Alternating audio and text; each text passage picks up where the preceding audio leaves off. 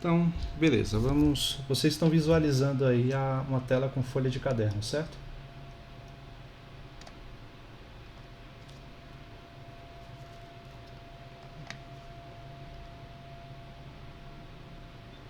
Sim, professor, estou visualizando.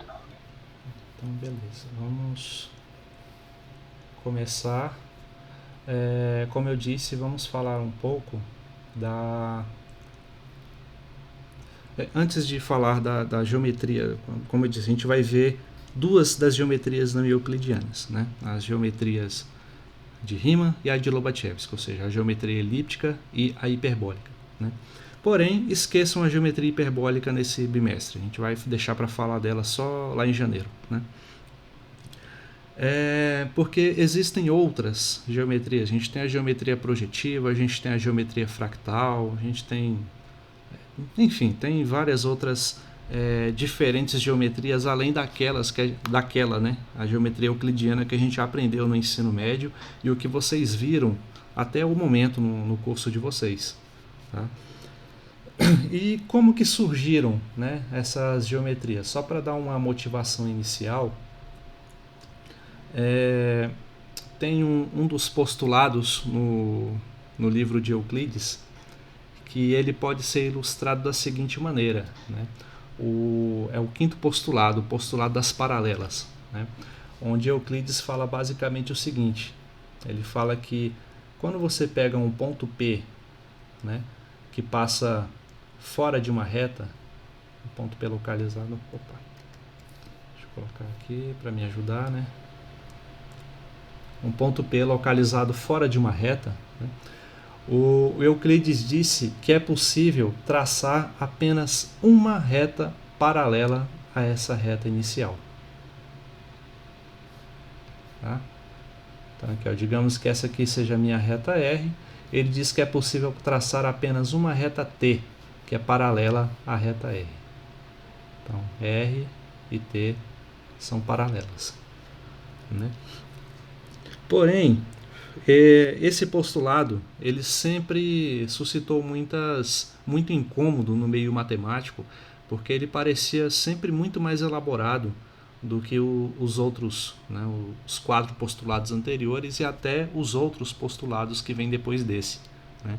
Então, durante muito tempo, principalmente aí nos séculos aí relacionados à Idade Média e tudo mais, vários matemáticos tentaram deduzir esse postulado, ou seja, eles assumiram que isso aqui não era um postulado e tentaram deduzir essa afirmação a partir dos postulados anteriores, né? E teve várias demonstrações bastante engenhosas, né? Então tem livros que escreveram só com essas demonstrações, né? E todo o barulho que fizeram na época entre os círculos matemáticos até alguém dizer, ó, não, aqui você tem um argumento circular, na verdade você está afirmando algo que não pode ser afirmado ou algo do tipo, entendeu? Então o argumento caía por terra depois de um tempo e por aí vai, né? E até que chega-se lá no matemático Gauss, né? O Gauss ele percebe uma coisa, isso quando ele ainda era um adolescente, ele resolveu ver esse problema de uma maneira totalmente diferente, né? Ele pensou assim: e se em vez de eu tentar provar esse quinto postulado, como os outros matemáticos fizeram, e se eu simplesmente negá-lo ou simplesmente modificá-lo, né? Negá-lo assim e modificando ele de certas formas, né? O que isso poderia acontecer na geometria, né? Mas assim, Gauss ele não elaborou, não se aprofundou muito nessas ideias. Ele fez algumas anotações, fez algum progresso, mas guardou essas ideias, né? Pois anos depois ele já se tornaria um matemático muito consagrado, né? E ele estava se dedicando a outras coisas e nunca voltou muito mais nesse assunto, né? E na verdade ele deixou esse trabalho para um matemático que foi um de seus alunos, né? Um aluno de doutorado, chamado Riemann. Vou colocar aqui o nome dele.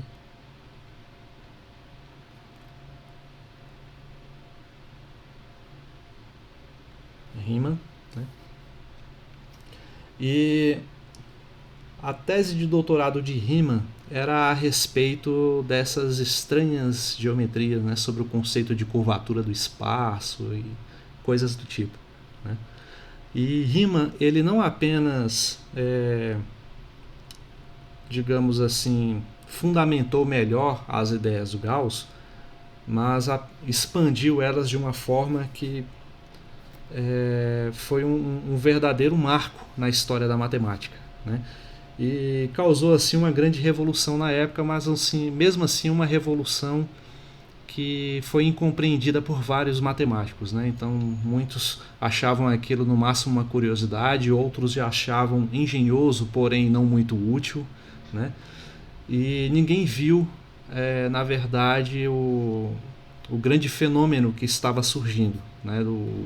O que essa nova visão da geometria poderia impactar, não só na matemática, como na física, por exemplo, tá? E o que Riemann fez, basicamente? Só para trocar em miúdos, assim, né? O Riemann, ele pegou a ideia de Gauss e fez basicamente o seguinte. Ele pegou esse quinto postulado e fez assim, ó. Enquanto Euclides disse que por um ponto fora de uma reta pode-se traçar apenas uma reta paralela a esta, né?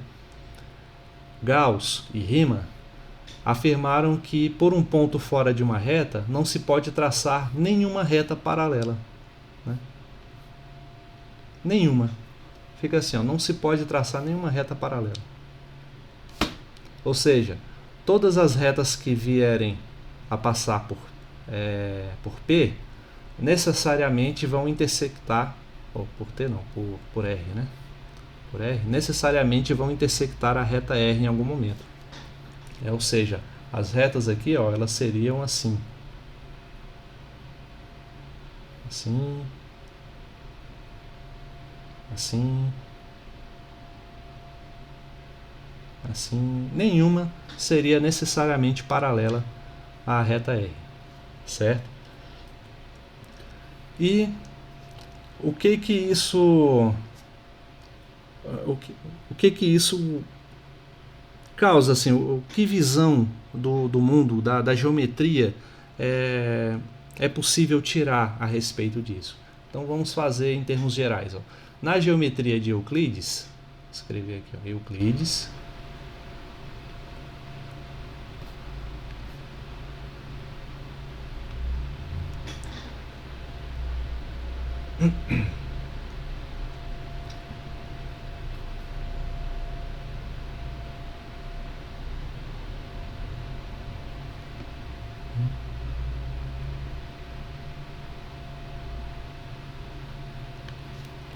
na geometria de Euclides, quando você tem esse tipo de estrutura, é possível se criar esse plano que a gente já conhece, né? O plano euclidiano, que pode ser muito bem representado por essa folha de caderno que vocês estão vendo aí, né? Então aqui é o plano que a gente já conhece, onde todas as coisas acontecem, né? Aqui você pode, por exemplo, construir triângulos, assim, ó. Triângulos e todas aquelas outras formas geométricas que vocês aprenderam a desenhar desde o ensino fundamental, tá?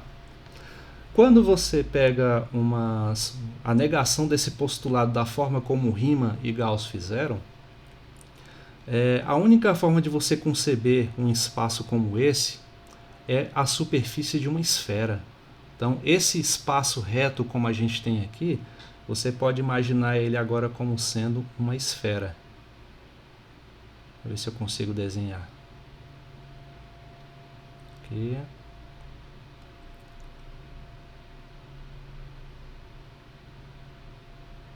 Aqui não ficou legal.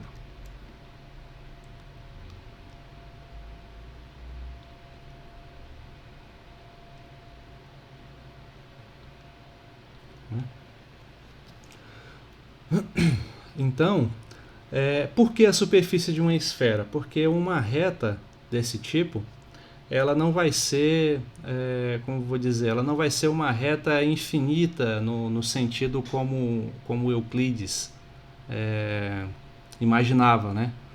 Uma reta ela pode ser entendida como um segmento sobre essa esfera, né?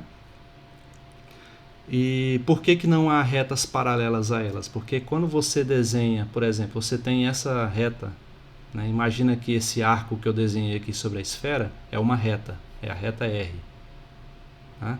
Afinal de contas, se a superfície que eu estou desenhando ela é curva, né? Se ela tem a superfície de uma esfera, toda reta, entre aspas, que eu vou desenhar sobre ela, ela não vai ser necessariamente uma reta euclidiana, como a gente está acostumado a encarar, certo? Essa coisa aqui bem comportada aqui, ó, que a gente sabe desenhar, né?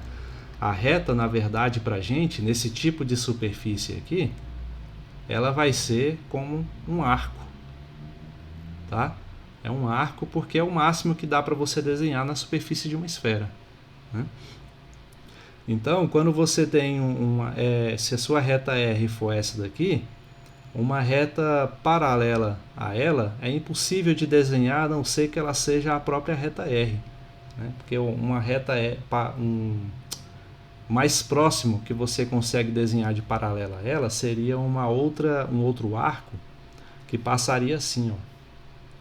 Deixa eu tentar desenhar aqui em vermelho.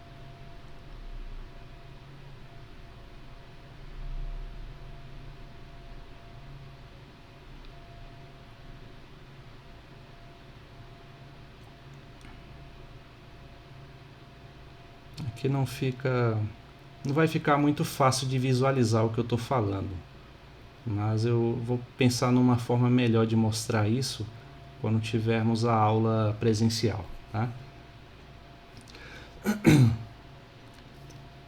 De forma geral, eu tenho o seguinte, ó, enquanto a minha reta R ela tem esse formato aqui, né? A minha reta em vermelho que eu desenhei, ela teria um formato assim, ó, com uma curvatura um pouco mais acentuada, né? Então, para elas serem paralelas, elas precisariam ter necessariamente o mesmo grau de curvatura, a mesma inclinação, entendeu? Acontece que isso só vai acontecer se elas estiverem sobrepostas, tá? Então é por isso que não faz sentido de falar em retas paralelas numa superfície riemanniana ou numa superfície esférica, ou ainda numa geometria elíptica, como a gente costuma falar, né? Inclusive, a gente usa esse nome geometria elíptica, né? Porque a elipse a gente pode imaginar como uma generalização da esfera, tá? Então, para você ter uma forma mais geral possível dessa superfície esférica, a gente chama de elipse, né? Então, isso é coisa que a gente vê lá em geometria analítica, como trata de superfícies quádricas, né? Você vê lá a superfície, a fórmula da esfera e a fórmula da elipse, do elipsoide, né, para falar a verdade, né? E você vê que elas têm uma certa similaridade entre suas estruturas, né? E que dá para entender o elipsoide como se fosse uma generalização da esfera, né? Mas enfim, não precisam se atentar a essa nomenclatura no momento, ok? É só para motivar essa ideia no momento aqui, né? Então, pega aqui R e T, né? R não é paralela a T.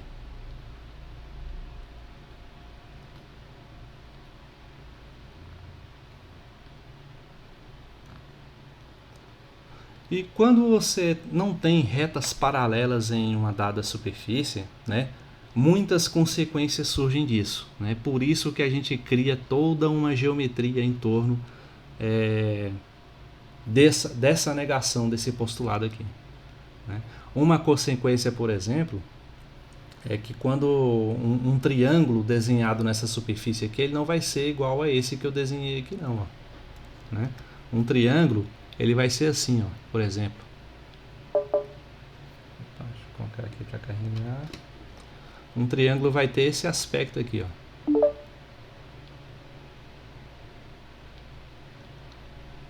né? E mais, a soma dos seus ângulos internos sempre vai ser maior do que 180 graus, né? Enquanto aqui a soma dos ângulos internos é igual a 180 graus.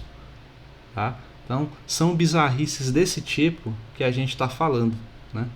Que acontece, né, nesse tipo de geometria. E mais, se eu aumento o tamanho desse triângulo, os ângulos mudam, né? E aqui na nossa geometria euclidiana, como a gente está acostumado, a gente conhece o conceito de semelhança de triângulos, por exemplo, né? Então, se eu tenho aqui esse triângulo e esse triângulo, né? Então, se tudo que eu fiz foi esticar as dimensões, ó, se aqui era a dimensão 1 e aqui ficou 2, aqui era 1 e aqui também ficou 2, aqui era 1 e aqui também ficou 2, se a única coisa que eu fiz foi esticar o triângulo, a gente sabe que os ângulos se preservam, certo? Isso é o conceito de semelhança de triângulos. Aqui na geometria elíptica, se eu estico ou se eu contraio o triângulo, os ângulos mudam, né? Por quê? Porque as retas elas não são paralelas, né? Isso aqui, ó, na geometria de Euclides acontece pela questão do paralelismo, né? E aqui, como não existe paralelismo, os ângulos se alteram. Então, quando a gente contrai ou estica um triângulo, a gente está tratando de triângulos totalmente diferentes, né? Então, não faz sentido o conceito de semelhança de triângulos aqui, ok?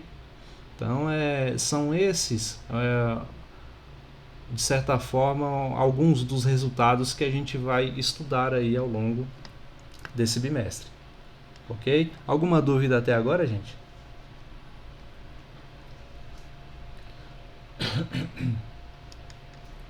Deixa eu ver aqui, vamos ver.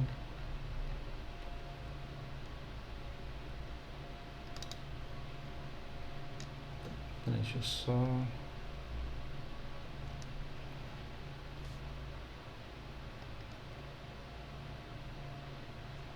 Aqui.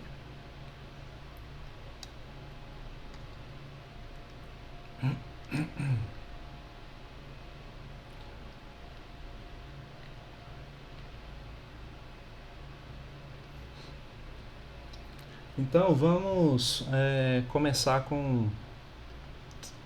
na aula de hoje a gente vai falar aqui de algumas definições, né, de alguns conceitos, e a ideia é começar a aprofundar mesmo a partir da próxima aula, tá? Para vocês terem mais condições de começar a fazer a lista de exercícios. Ou, se preferir, algo que eu até recomendo, é começar a ler o arquivo já disponível, né, do Classroom, e já mandar bala, né? Começar a responder os exemplos, partir para os exercícios, tudo que é a melhor forma de se aprender, tá? Então, deixa eu pegar aqui minhas anotações. Onde foi que eu parei?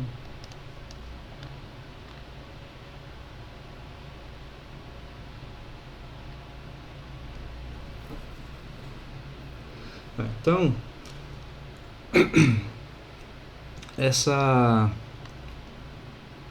então a gente vai focar aqui a partir de agora. Vejam que eu não falei até o momento da geometria hiperbólica, né? Como eu disse, quando for no segundo bimestre a gente vai retornar nesse conceito e vou falar como que Lobachevsky e os outros matemáticos tiveram a sua versão desse quinto postulado e como que isso tornou possível a criação de uma nova geometria, tá?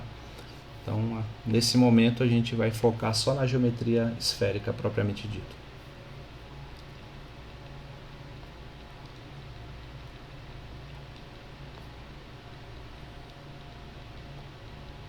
Vocês já tinham ouvido falar a respeito dessa geometria? Ou é a primeira vez?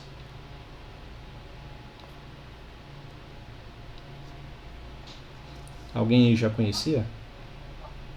Professor, para mim é a primeira vez que eu vou falar na geometria não euclidiana, nesse tipo de geometria que é bem diferente da que eu conheço. Então, para mim, é a primeira vez. Pois é, daí a importância, né, de se ter esse tipo de conteúdo na graduação, porque vocês estão se formando como professores, né? Aí muitas vezes a gente encontra aqueles alunos mais curiosos, né? E quando você nunca ouve falar, né, desse tipo de coisa, nem que seja, claro que você não vai aprofundar esse conteúdo para ele, mas simplesmente falar da existência, de como é, algumas propriedades e tudo, né, já é uma maneira de você ganhar mais uma pessoa ali para matemática, né? Então, daí a importância de você conhecer, né, esse tipo de coisa. Né? Então, mas Então, essa geometria, ela é utilizada, assim, porque eu nunca ouvi falar, né? Sim. Não aprofundei muito, né, em matemática. Uhum. Tudo é muito novo. Mas ela é utilizada para muita coisa, assim, muito importante? Na verdade por exemplo, na física, né, quando na teoria chamada relatividade geral, né, tem uma parte da história que é assim, quando Einstein estava lá desenvolvendo sua teoria, né, Einstein trabalhou durante alguns anos até chegar ao desenvolvimento, que foi a produção do seu artigo de 1905, na teoria restrita da relatividade. Né.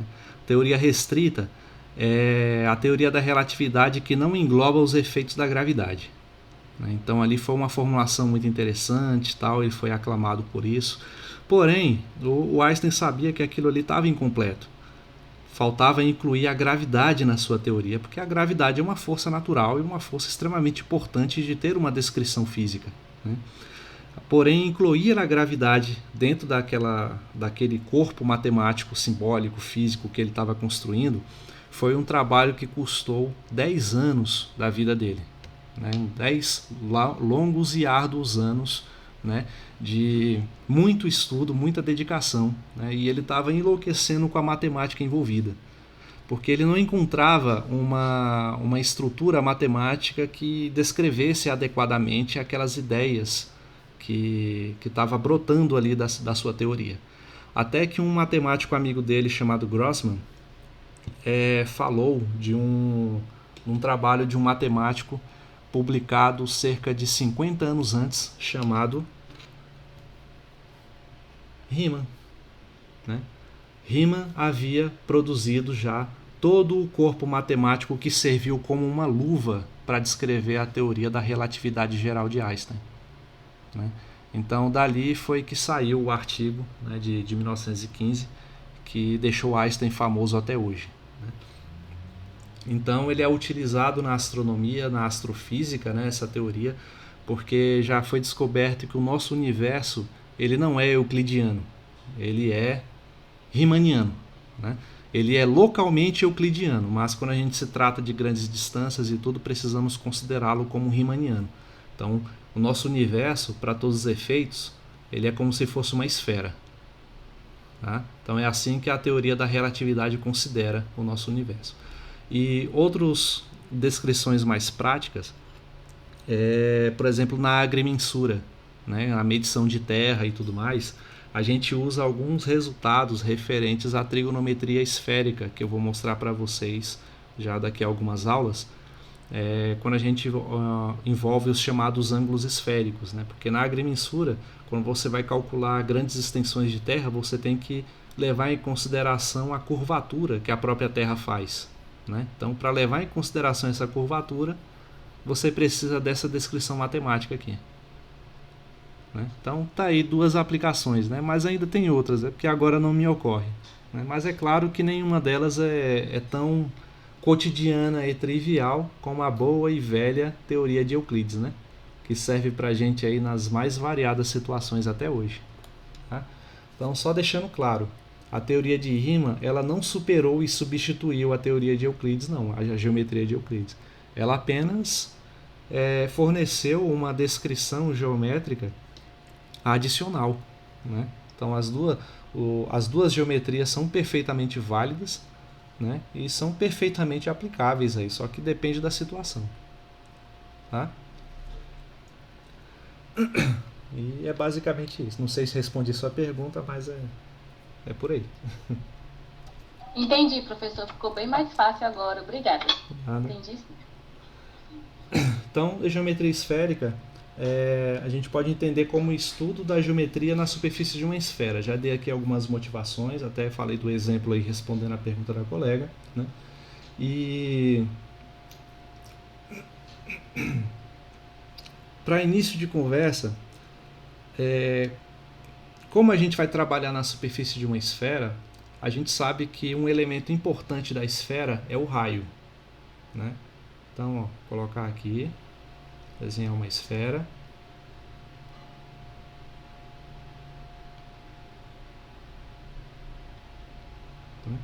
Porém, ó, como eu disse, um elemento importante é o raio, né? Porém, como o tamanho da esfera para a gente não é tão relevante quanto o que vai acontecer, a gente pode considerar que esse raio vale sempre 1. Né? A gente pode, ou seja, considerar a chamada esfera unitária, né? Onde o raio sempre vale 1, porque isso ajuda a simplificar as nossas contas. Tá? Então, para todos os efeitos, toda a esfera que a gente for utilizar aqui, ela vai ter raio 1, para a gente não se preocupar com esse parâmetro em nenhum momento. Tá? Então, essa esfera no espaço tridimensional de raio 1, beleza. Né? E outra coisa,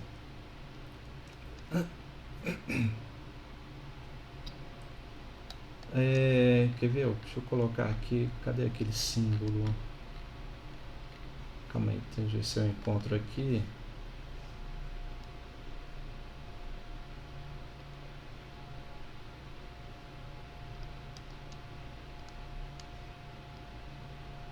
Onde está? Onde está?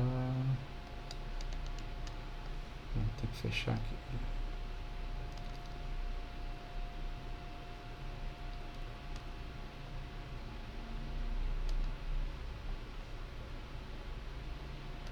Prontinho.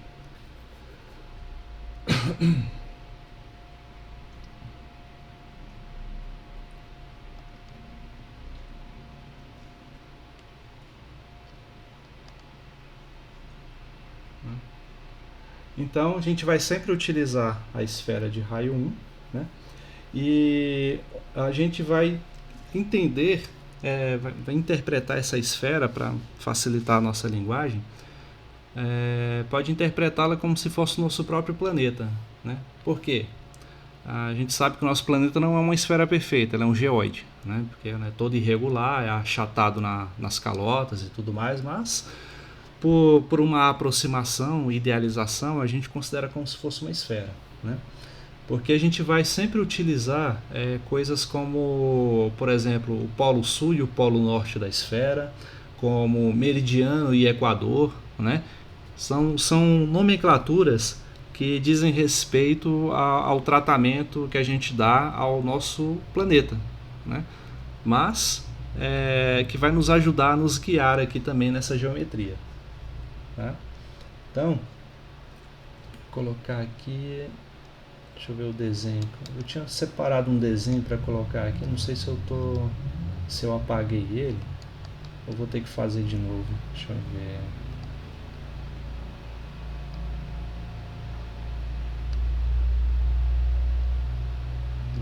Não tem que fazer mesmo, mas antes disso vamos fazer aqui.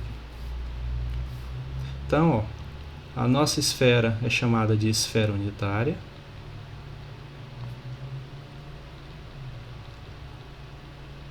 Né? E o nome dela, o símbolo que a gente vai utilizar para descrever essa esfera unitária é o símbolo S2. Tá? Isso aqui é um símbolo utilizado aí principalmente na teoria de grupos, né, para descrever, na teoria de grupos e também na geometria, né? A gente fala de geometria, geometria diferencial e tudo mais, mas enfim, é porque a gente está trabalhando na superfície da esfera, a gente não está levando em consideração o que se passa no interior dela, né? Então, superfície, a gente sabe que a superfície ela tem duas dimensões, né? Então, S de esfera em inglês, né? Sphere, né?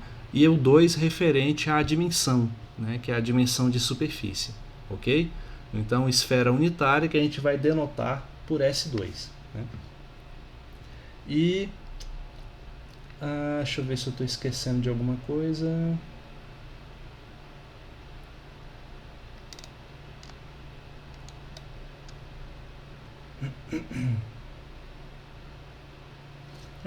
Como é uma esfera unitária, a gente pode colocá-la num plano cartesiano tridimensional.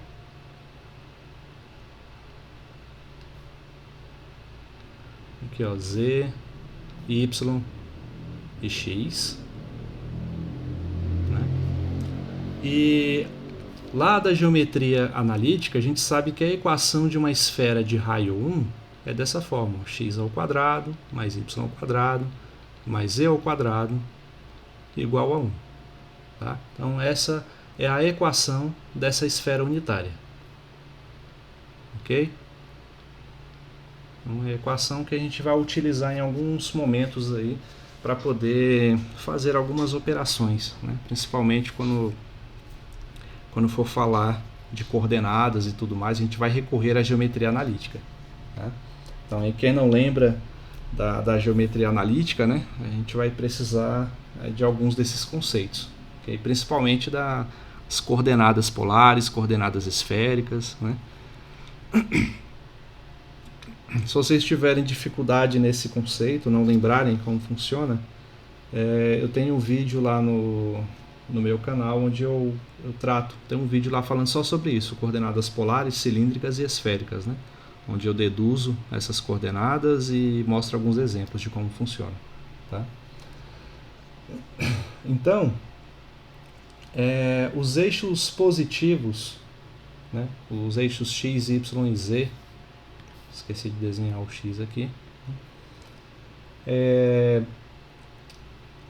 os eixos positivos dessa esfera, eles se encontram num ponto ABC, que eu posso chamar assim, ó, deixa eu colocar aqui. Esse ponto, nesse ponto e nesse ponto. Né? Então, por exemplo, esse ponto aqui em x, ele vai ter coordenadas 1 em x, 0 em y, 0 em z.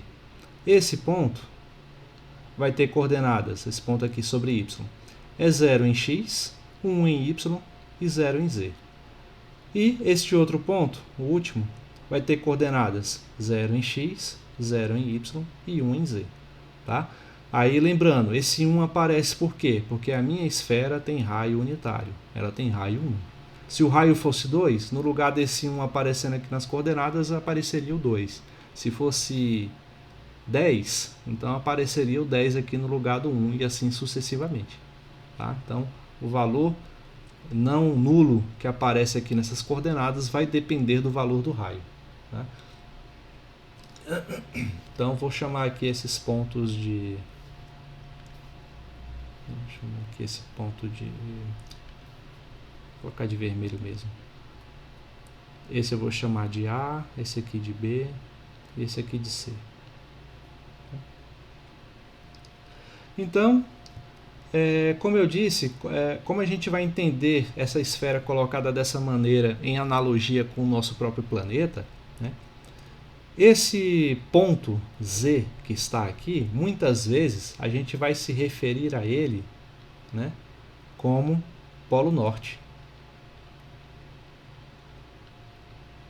Né, por estar na parte mais em cima, por assim dizer, do nosso planeta. Tá?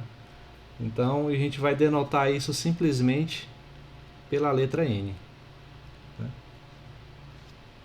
E outra coisa é que se a gente descesse, né, essa coordenada aqui, ó, em Z, ficou legal.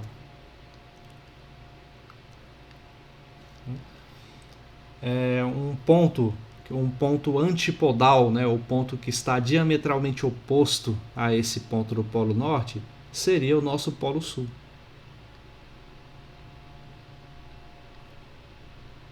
Tá? Então, se vocês veem lá a falar de Polo Norte e Polo Sul na geometria esférica, na geometria riemanniana, né, está se referindo a esses dois pontos aqui, ó. É o ponto denotado por N, com coordenadas 0, 0, 1, e o polo sul é o ponto com coordenadas 0, 0, menos 1.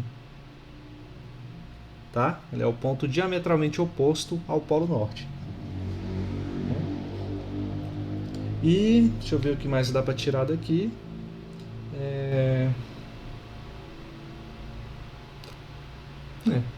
E se você imaginar ainda um plano que corta essa esfera, aqui eu vou ter que fazer em outro desenho para não ficar tão poluído.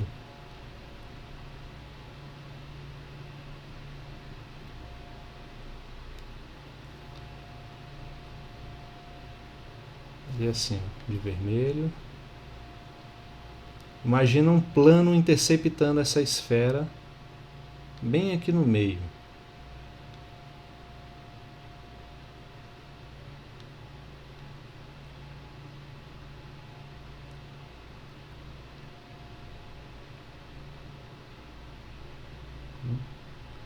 Então, formando esse arco, né? Essa região circular aqui, para falar a verdade. Eita. Droga.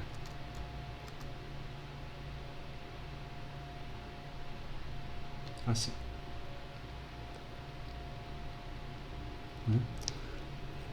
Então, quando esse plano intercepta a esfera por este maior círculo aqui, né, essa região circular formada é chamada de linha do Equador, né?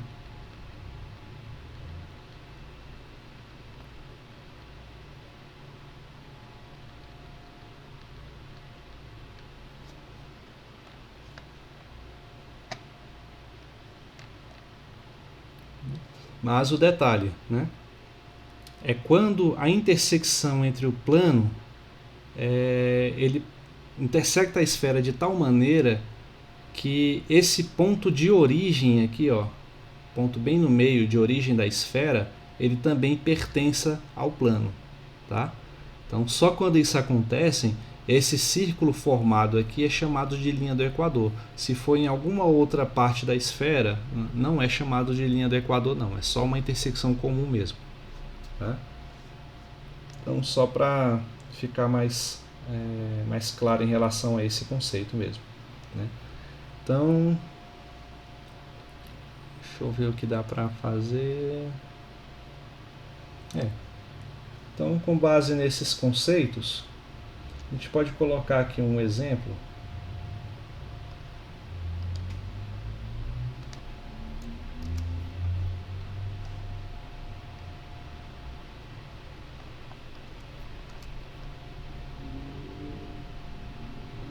Dizer assim, ó, prove que qualquer plano que corta a esfera S2 em mais de um ponto corta essa esfera em um círculo, né, formando um círculo. Né? A forma de você provar isso aqui, eu não vou provar assim em palavras, eu vou mostrar isso com um argumento geométrico mesmo. Né? A gente pode fazer esse argumento da seguinte maneira. Né? Pode fazer... Primeiro vou desenhar aqui a esfera.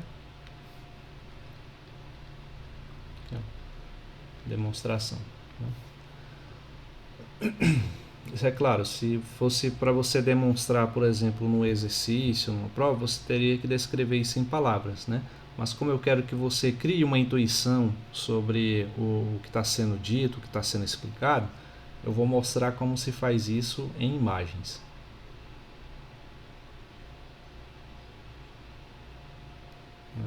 Então, se eu tenho aqui uma esfera, ó, eu preciso de um plano que corta essa esfera em mais de um ponto.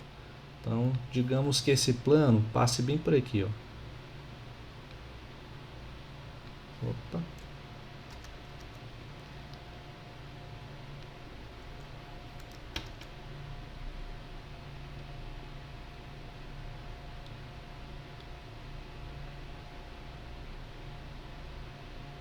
Não, aqui não... Vou fazer assim mesmo.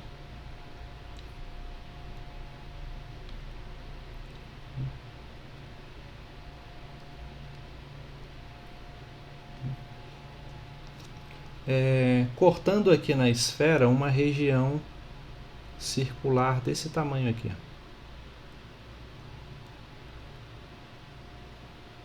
Quer dizer, pelo menos a gente tem que mostrar que essa região é um círculo, né? Então essa região aqui destacada é o resultado dessa intersecção, certo? Aqui eu vou colocar o centro da minha esfera, a origem dela, o O, né? E aqui está o plano alfa e a esfera S2, né? Com a sua origem O, né? Então, como é que eu mostro que essa região formada aqui, essa região resultante da intersecção entre o plano alfa e a esfera S2 é uma região circular, né? A gente pode imaginar da seguinte maneira.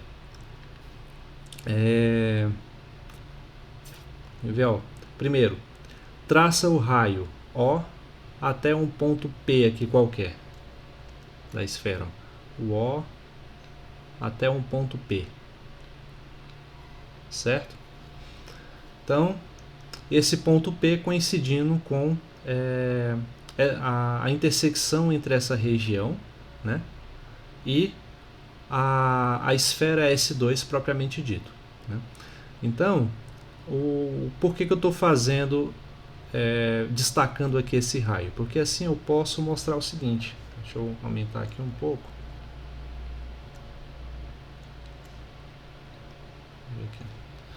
Aqui eu posso formar esse triângulo, né? Digamos que esse aqui seja o meu raio R, né? E esse comprimento aqui de baixo seja um comprimento D, tá? Eu vou desenhar esse triângulo bem aqui do lado.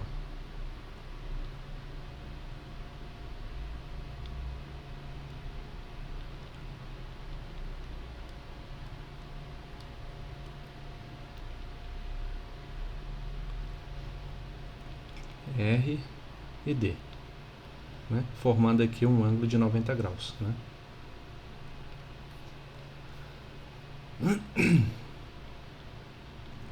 E aqui os lados não, os vértices OP, né? Formando esse segmento. Então, beleza. Mais uma vez, o meu interesse é saber o formato dessa região circular destacada aqui embaixo. Quer dizer, o formato dessa região destacada aqui embaixo, né? Eu tenho que mostrar que esse formato é circular, né? Então, para mostrar que isso aqui é uma região circular, eu faço o seguinte: eu rotaciono essa esfera, né? Eu aplico nela uma rotação. Ao rotacionar essa esfera, eu estarei rotacionando também, né, essa região triangular aqui. E ao rotacionar essa região triangular, eu formarei aquela coisa chamada sólido de revolução, né? O sólido de revolução ele é formado da seguinte maneira, ó.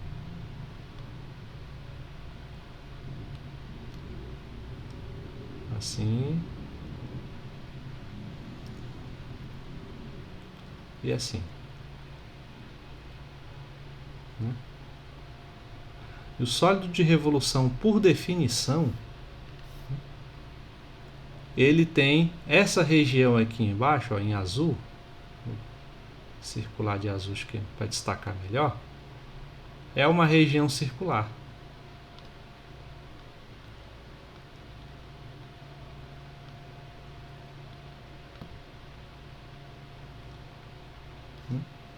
Então, e essa região, ela coincide com essa região aqui de baixo, né? Porque essa região aqui de baixo, ela nada mais é do que a base de um sólido de revolução, formado por esse triângulo retângulo aqui, né? Certo? Então, esse é o argumento da demonstração do exercício. Então, assim eu provo que o plano que corta a esfera S2 em mais de um ponto, como a ilustração aqui sugere, vai cortar essa região formando um círculo. Okay? Então está aqui a demonstração em forma de imagens, né? Lá no livro vocês podem dar uma lida, ele basicamente fala isso só que em palavras, né? Então eu recomendo que vocês leiam para saber até como escrever esse tipo de coisa, né? Uma coisa é você ver uma demonstração, né, em imagens, outra diferente é você ler e saber como argumentar, né? Certo? Então, até aí tudo bem, gente?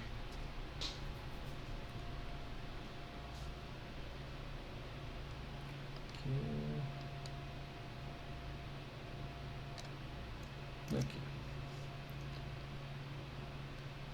Então, outra definição conveniente é a definição de círculo máximo que a gente vai utilizar aí. Eu até falei ali a respeito, mas a gente pode enfatizar nessa definição. Que um círculo máximo, ele é o círculo cortado na esfera por um plano que passa no centro da esfera, tá? Então é esse daqui, ó.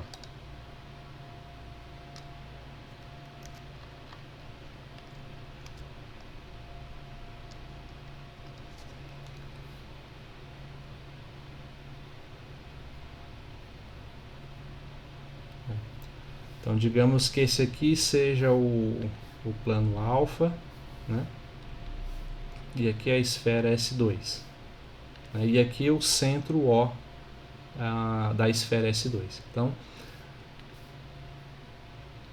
se O pertence a alfa, né?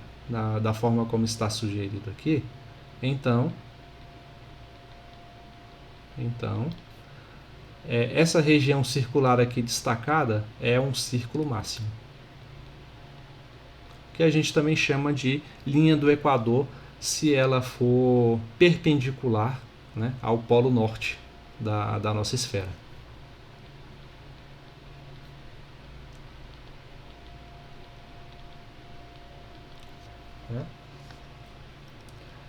E deixa eu ver mais alguma definição. Tem outro conceito que a gente vai utilizar com frequência, que é o conceito de geodésica.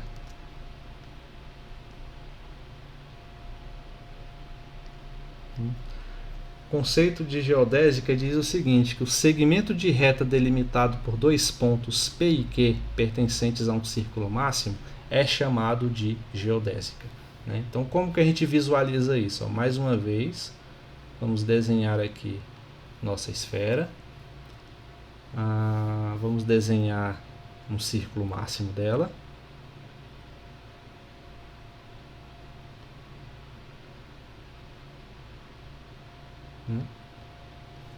Nem precisa ser assim, eu vou fazer de outra maneira esse círculo máximo. Fazer ele um pouco mais inclinado.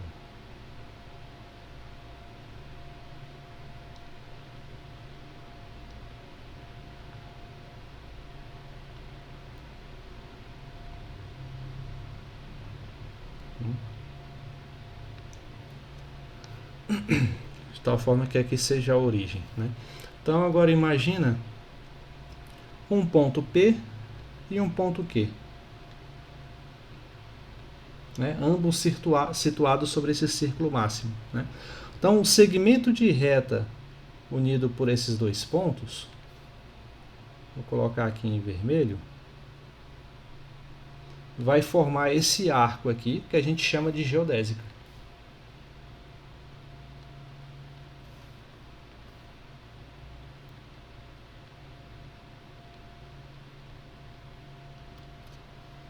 Certo?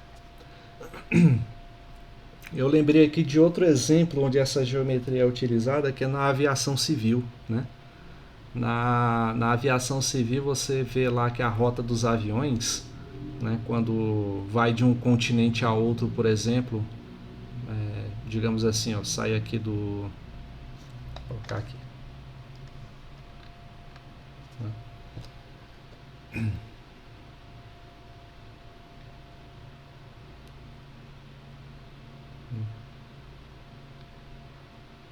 Sai aqui da América do Sul e vai chegar...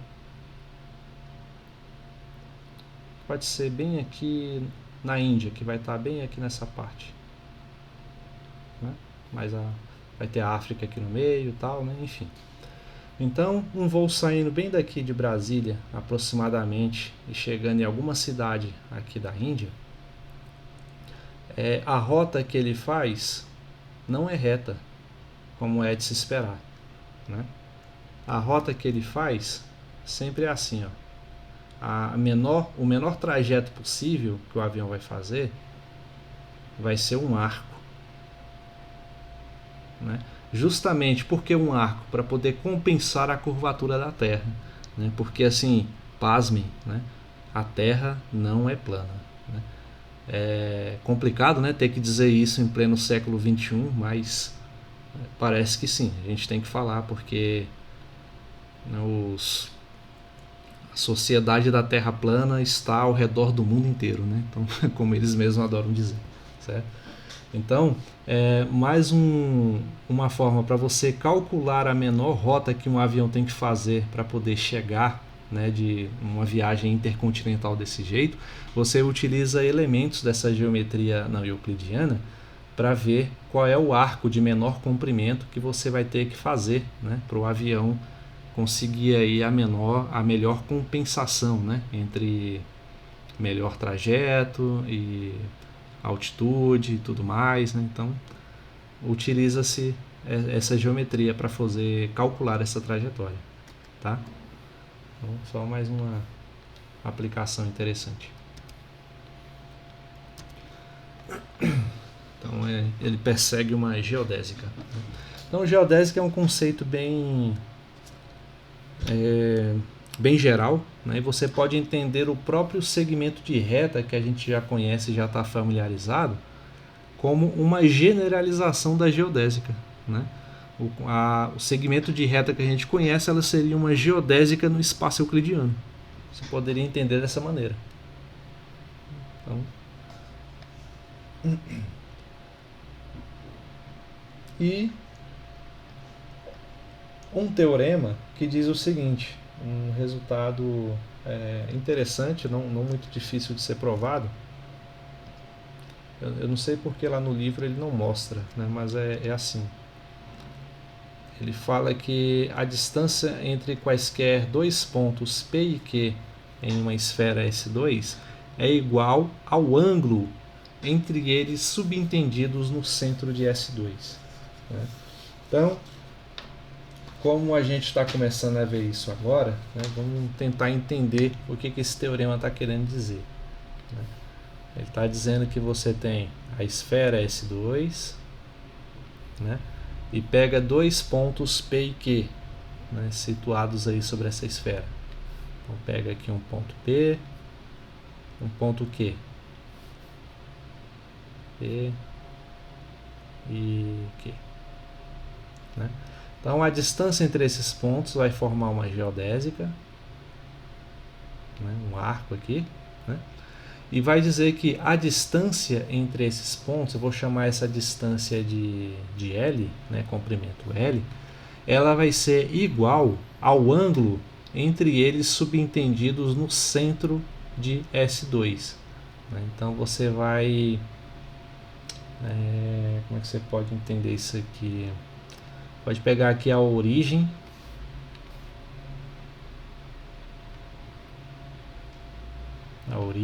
Né? E pode traçar os raios unitários, né? R e R.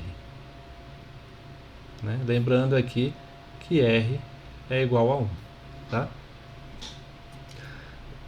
E um ângulo alfa formado entre esses pontos P e Q. Então, ilustrando o que o teorema está querendo dizer, é isso. Então, ele está querendo dizer que alfa é igual a L nessa situação. Né? Então, como que a gente mostra isso? A gente mostra isso lembrando lá de um resultado que é do cálculo de arco de circunferência, que diz o seguinte. Vou fazer aqui, ó. Aqui do lado.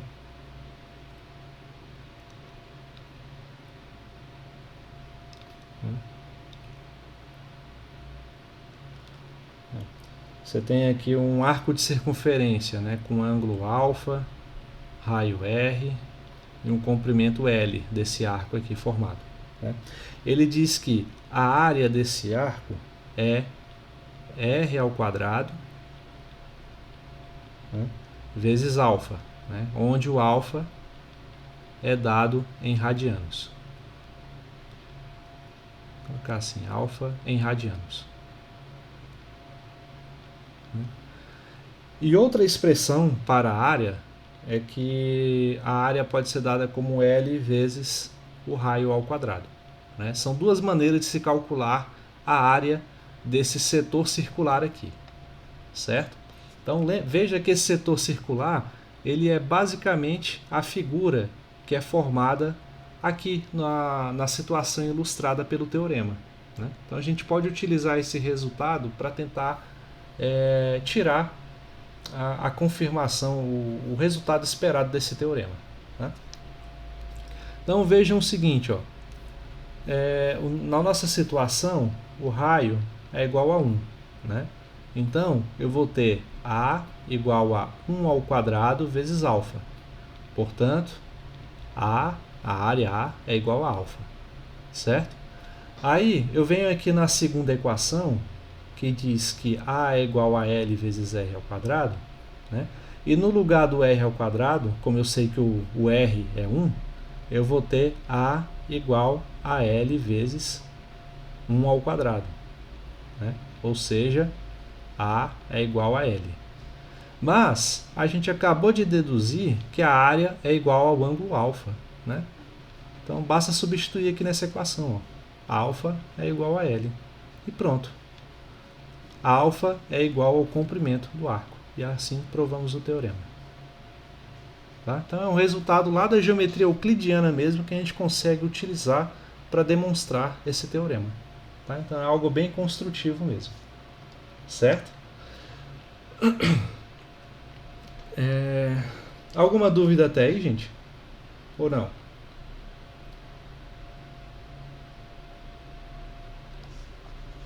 Tá tranquilo?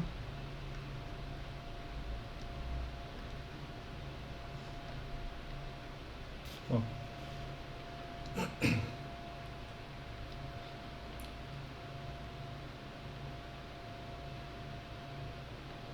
Então,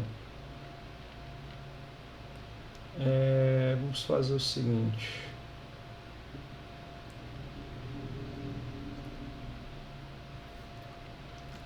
Tinha a parte de coordenadas, né? Mas eu acho que eu não vou explicar ela hoje não. Eu vou fazer o seguinte, eu vou deixar um vídeo para vocês assistirem, que é de uma aula que eu dei no semestre anterior, né, sobre transformações em coordenadas esféricas, né?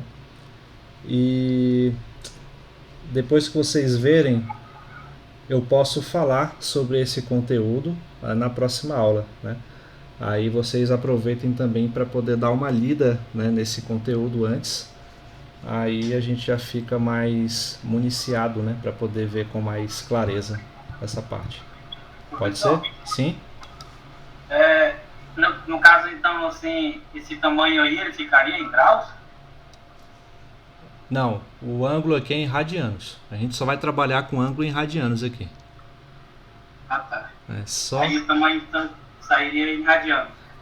Tanto que, por exemplo, aqui ó, o círculo máximo, né, pelo fato da circunferência da nossa esfera, né, ser unitária, né, de raio unitário, a gente sabe que o comprimento do círculo é dado por 2π vezes r, certo? Então esse círculo máximo, o círculo máximo, pelo fato do raio ser unitário, ele teria de comprimento de 2π sempre, né? Já estaria padronizado como sempre tendo o valor de 2π, né? Então mais uma definição, né? Foi até bom você ter perguntado, porque era uma coisa que eu tinha esquecido de falar, né? Mas é uma consequência natural das definições. Certo? Ok. Mais alguma dúvida, gente?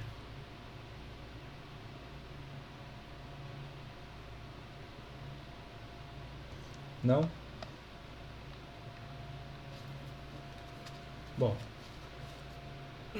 Bom, então vamos fazer assim, vocês vão dar uma lida no material que eu deixei lá para vocês.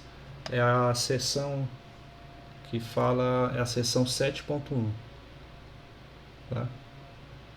Do material intitulado como Geometria Elíptica, né? É o primeiro material que está lá no Classroom. Vou colocar o link do Classroom para vocês entrarem daqui a pouco, tá? Aí vocês vão dar uma lida na seção 7.1, que é basicamente o que eu falei aqui nessa aula, mas aí vocês, a ideia é que vocês leiam e tentem visualizar, né, o que está escrito lá. Que esse exercício da leitura, né, ele é interessante, você fazer anotações e tudo mais, né? E lá tem uma parte finalzinho que fala sobre sobre coordenadas, o sistema de coordenadas no S2, né? Esse sistema de coordenadas no S2 usa as chamadas coordenadas polares esféricas, né? Então, eu vou deixar para explicar esse sistema de coordenadas polares esféricas na próxima aula, né? E caso vocês queiram adiantar, eu vou deixar um vídeo também de uma aula que eu dei sobre isso no semestre passado, né, para vocês darem uma olhada, caso não tenham visto isso ou não se lembram de ter visto em algum outro momento do curso. Ok?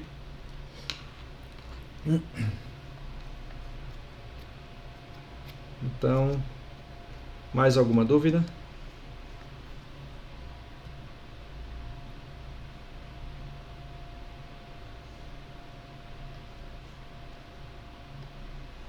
Ok, professor. Então, Por enquanto, tá tranquilo. por enquanto. Nesse caso, então, a gente vai ficando por aqui e na semana que vem a gente continua de onde parou, tá? Então, boa noite a todos e até a próxima aula. Até mais, pessoal. Boa noite. Boa noite, professor.